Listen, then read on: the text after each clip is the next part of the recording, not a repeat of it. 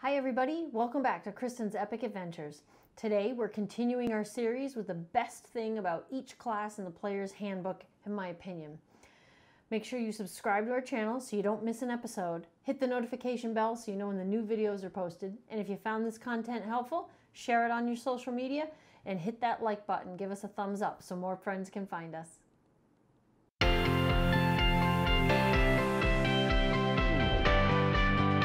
Okay, so we're almost done with our series. Today we're going over the best thing, in my opinion, about Warlocks.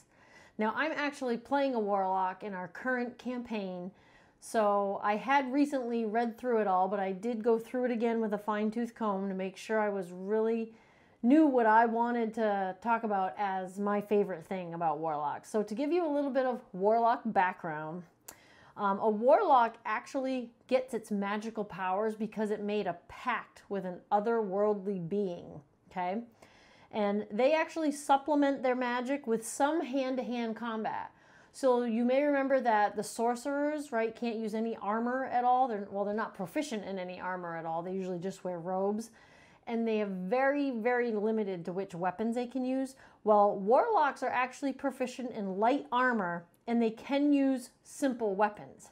So while they are still a major magic class, they still have a little bit of, like I said, combat skills. Not as much as some of the other classes that mix magic and combat. But their main thing is that they actually have their magic ability because they made a pact with an otherworldly being, okay? So right at first level, they get Pact Magic, which is the spell casting ability that they get from their patron. And now there are 3 different areas of patrons you can choose. I don't know if you call them areas.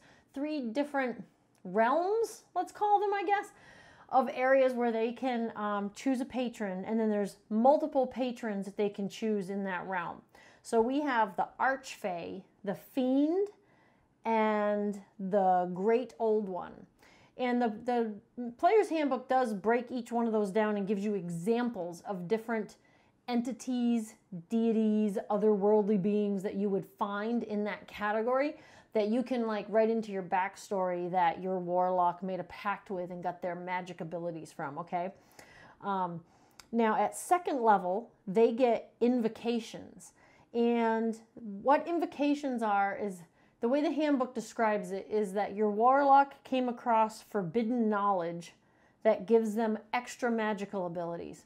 Now, they get to know more invocations as they level up, and there is a total of 32 different invocations in the Player's Handbook to choose from. And these are all sorts of magical effects, whether it increases a spell you already know, gives you access to a spell without expending spell slots.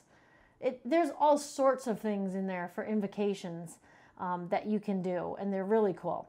So at level 3, you actually get a Pact Boon, and you choose one of these 3 things. Either find familiar spell as a ritual.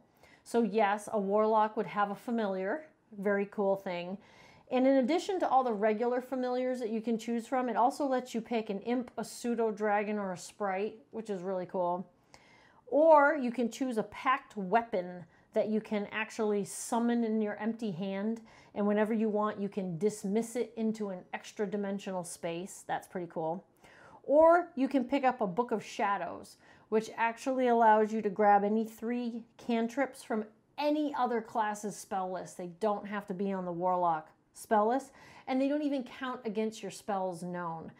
That's actually the one that I went with for my Warlock, and I picked up some really cool spells from other people's lists. So basically, what I found to be the coolest thing about Warlocks was actually one of the categories of patrons. Remember I said there was Archfey, Fiend, and the Great Old One? Well, I thought the coolest thing is the one that I chose for my Warlock in our campaign, which is the Fiend patron. Now there's a list of different patrons you can choose from, and each of these categories does give you an expanded spell list. So not only do you get the Warlock spell list in the back of the Player's Handbook, but Archfey has its own little expanded spell list. Fiend has another little expanded spell list, and then the Great Old One has another one. I think Fiend is the coolest, and that extra spell list has spells like Command, Fireball, Flame Strike, Wall of Fire that you wouldn't normally have access to if you were a different type of Warlock or just from the Warlock spell list. They're not on there. Okay, so that's pretty cool. Then what you get at level 1 with Pact of the Fiend is the Dark One's Blessing. Now, while this is a really cool feature, I will tell you, I forget to use it all the stinking time. I have to write in giant letters at the top of my notebook or something to remind myself to use this, and you get it at level 1. Okay, so the Dark One's Blessing is that once you reduce a hostile creature to 0 hit points, once you reduce them, you have to do the final blow. You have to be the one to reduce the creature to 0 hit points. But when you do that, you gain temporary hit points equal to your charisma modifier plus your warlock level.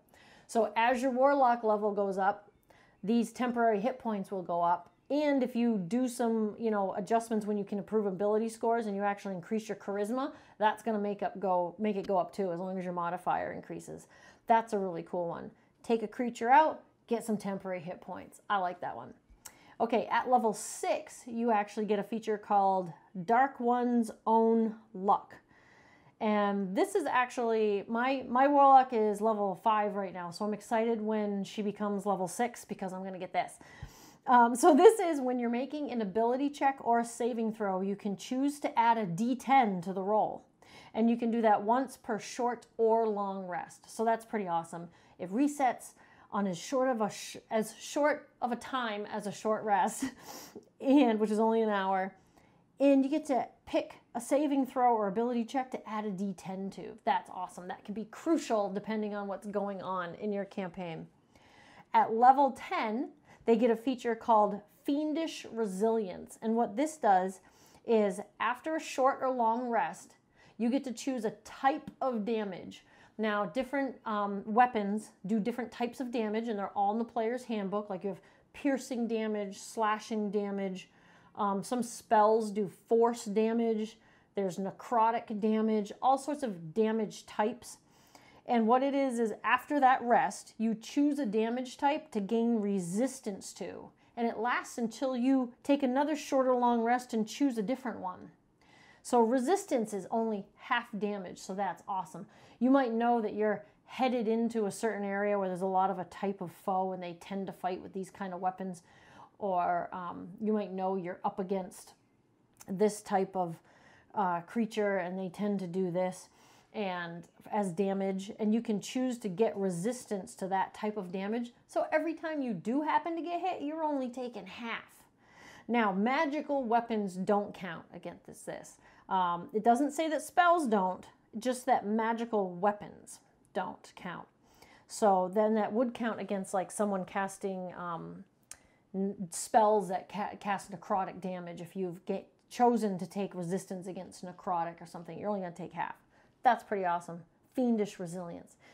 Level 14, and I think this is one of the really, really cool things, and I hope I have a chance to get my Warlock up to level 14 because I really want to do this.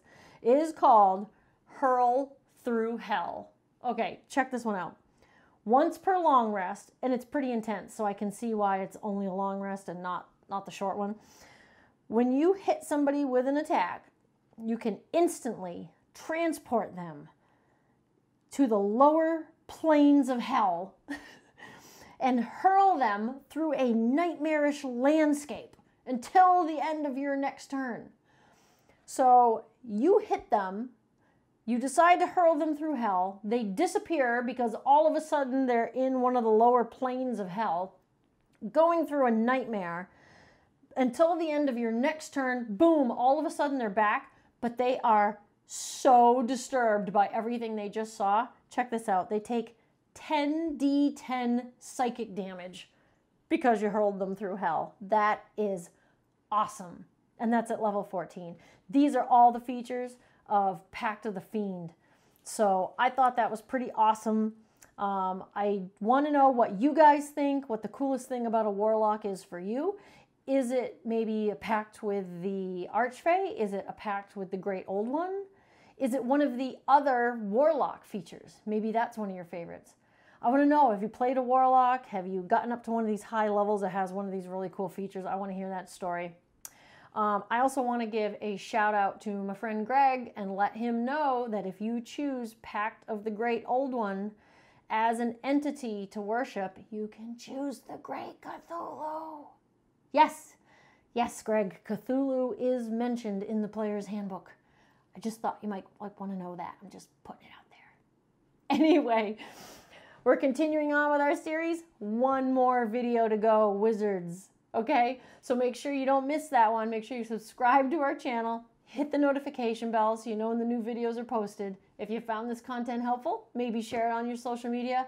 And make sure you hit that like button and give us a thumbs up if you liked this video so more friends can find us. Thanks, guys. Bye.